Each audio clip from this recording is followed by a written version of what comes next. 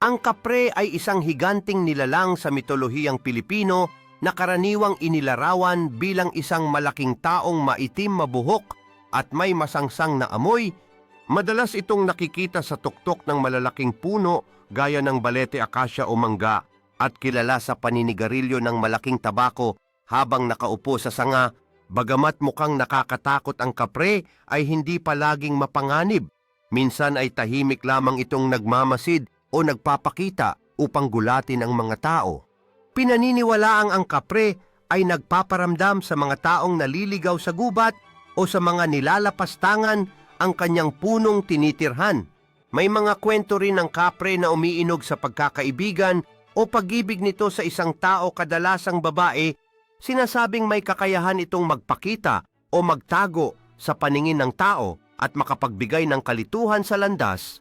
Isa ito sa mga pinakakilalang nilalang sa kwentong bayan ng Pilipinas at madalas binabanggit ng matatanda upang balaan ang mga bata na huwag magpagabi sa daan o mag-ingat sa kalikasan.